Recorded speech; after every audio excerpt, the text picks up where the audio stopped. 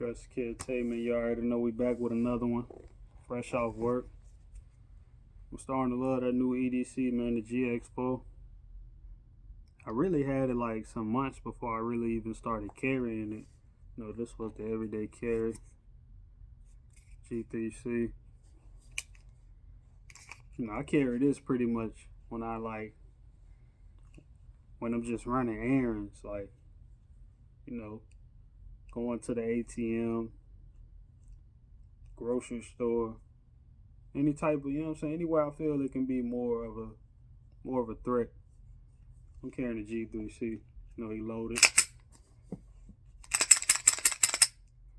You know, we clear. He pretty much my home defense weapon now. You know, I just carry that G3C home defense weapon. Late line porta barrel, of course, late line guide rod. O-light. Still blacked out sights pretty much. White dot front. Need to hurry up and upgrade that. Regular G3 magazine, 15 round, bloody wheel extension. Nice texture. You know. Can't really beat that though. You know what I'm saying? Good front serrations, rear serrations. Great trigger. To this day, great trigger. You know. People be like, oh, I don't like the take up. Man, that take up. Look at the wall. Like it ain't no creep. There's no creep in it. No creep. No creep, man. But I'm really starting to love my new EDC though, man. That GX4 compact. I can barely really even feel it on me, you know what I'm saying, whenever I'm at work. Well, it's clearing. I carry him throughout the day. Loving it though, man.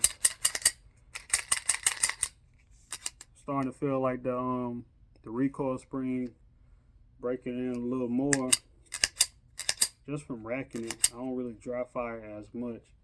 I will rack it though a lot occasionally. Pretty much every day I come home, I rack it.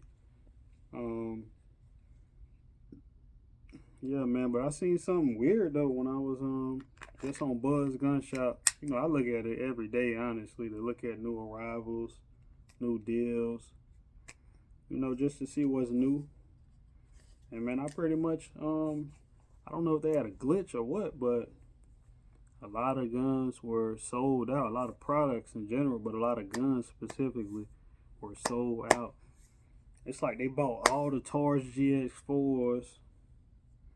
They bought a lot of man, they bought a lot of guns. They bought a lot of Kel-Tec sub 2000s. They bought a lot of, they buying up magazines. And it's like, it happened like within hours. I was just looking at it earlier today.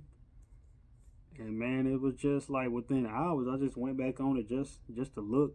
I had seen that they had the new Canik MC9 in all black and the FDE one.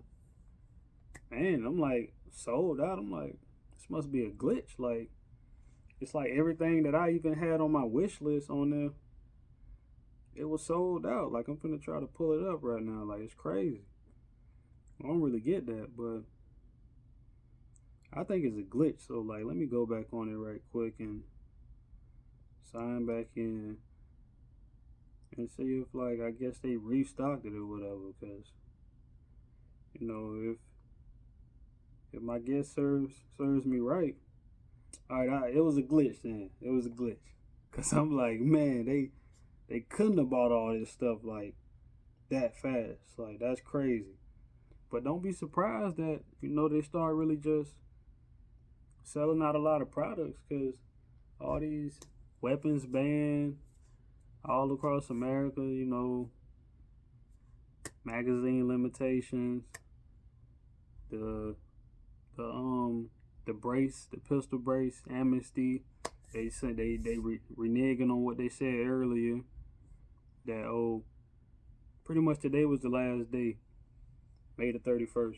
that you can register it. Now it's like they're going back to what they were saying originally, that you can't even have it at all. Like you got to destroy it pretty much, or give it to like the police department in your local area, or the ATF. Who the hell even know where your local ATF agency is? Like who would even do that? But yeah, man, they saying, you know, all you pistol brace guys. I never even been a fan of it. I know some friends, old coworkers, pretty much, who really introduced me to high end guns and stuff, and like SBRs pretty much, and suppressors and force reset triggers. I'm talking 7 years ago when pretty much none of you guys even really knew what that was. You know, I experienced a lot of that stuff, and like back then I figured out, okay, I want an SBR. You know, the pistol brace has been out like 10 years. I was like, I don't want no brace. Like, I was smart, you know, back then. I knew, like, all right, that's a federal crime to have a impersonation of a SBR, which is a pistol brace. But then they reneged on it and they said, all right, you can shoulder it and you can pretty much have it still. And yeah, but it was like, I'm so, you know, I'm so cautious when it comes to that type of stuff, you know what I'm saying? I'm like, nah, I just buy rifles. Y'all see, I only got rifles. You know what I'm saying? I want a pistol, you know, I'm gonna get a pistol. You know, I ain't really doing the SBR thing. I mean, the pistol brace thing, I'm gonna just do a SBR. Wait my little 2 months, you know, whatever. 3 months, whatever, even with the suppressor, you know what I'm saying? Like, it's same wait period pretty much. But yeah, man, don't be surprised that, you know, you start seeing less and less websites have these configurations to where a pistol, a rifle pretty much can even accept a brace or a stock. Because when we was young, you know, when it came to quote unquote the way to get around the SBR, it was you get a AK with a folding brace on it, triangle folding brace. You know, if you really into guns, you know, like over 15 years ago, that was the thing. Like, you know, if you wanted a foldable compact rifle, you get an AK. That's why AKs really became so popular, really, and the ammo was so cheap, because nobody really wanted AKs for the most part, because, you know, it's just, you know, it's the communist gun, the 7.62. You know, we love them in the hood and in the urban areas, and everybody else for the most part, we really love them. But as far as the media, they stigmatized them and made those the fucking Taliban guns. You know what I'm saying? So AKs back in the days was like, I'm talking like $300. You know, brand new AKs, $300. Even when our grandparents was young, you know, AKs was like, man, like $100 and some dollars. You know, you couldn't even beat that. Like $100 for a damn M1A1 Tommy gun. Like, you know, back in the G, you know, you used to be able to buy rifles and pretty much rifles at hardware stores. Same place you get your tools from. You was able to actually get dynamite and rifles.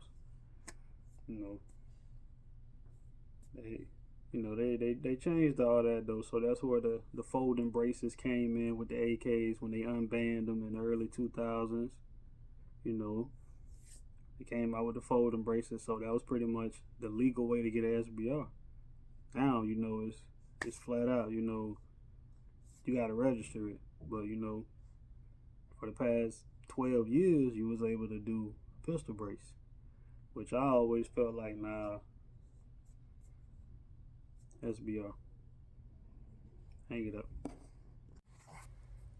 But yeah, man, you know, y'all let me know what y'all gonna do, man. Y'all gonna register or say, don't try it on me, man.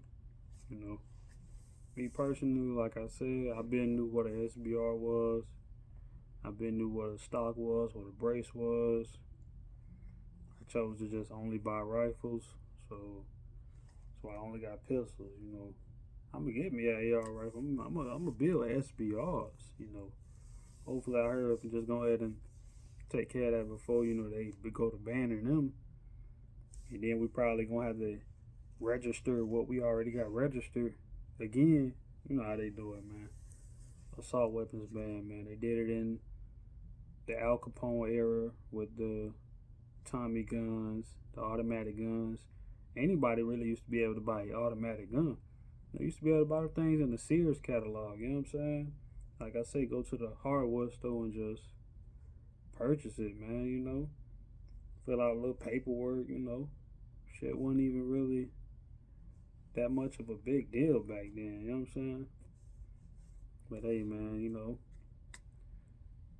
the Al Capone era, assault weapons ban, then came the 90s with the crack era. You know, they banned them again because of all the, you know, the crimes. They banned Tech 9s, Uzis, AK-47s, you know, anything that we consider like a drive-by gun. They banned all that, you know. In the crack era, the war on drugs or whatever. So now we had this era, you know, the switch era, the, you know what I'm saying, the brace era, the, hey, man, you know, so like I said, that's why I never joined the brace community, you know. If anything, you know, that's why people, and it's so dumb to me. Why would you put a collapsible stock on an AR-15 and you can't even shoot it collapse? That was the dumbest thing that came out. I'm like, bro, y'all that pressed about getting an SBR. Why not just get a damn SBR, stupid? Now you putting these braces on guns and they consider them stocks. I was saying brace the whole time. You know, it's an AK stock. You know, it's not a brace. Even though it's flimsy like one for the most part. You know, the coat hanger stocks and the regular triangle stocks. They look just like stocks if you really compare both of them. One of them, the older ones, pretty much they just don't have that strap on the Velcro. They pretty much stocks to me though, cause they not comfortable, just like a brace. Those damn AK stocks. But you know, you had the guys out there doing the collapsible AR-15s that don't shoot when it's collapsed. So what's the point? You're not putting that in no book bag and flipping that out, bro. Like that's stupid, bro. Like. You know what I'm saying? Like the whole brace thing, it was stupid.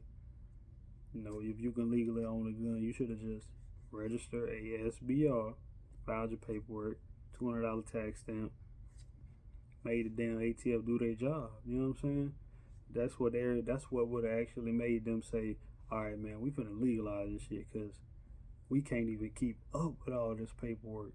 It's too much paperwork. Yeah, it's bringing in money, but it's too much paperwork. They even brought the quote unquote cool down period down to like a month for some people, like, because everybody went to registering. So it was like they just went to giving out SBRs, like, Before, you know, it really was like 6 months, like how they do suppressors.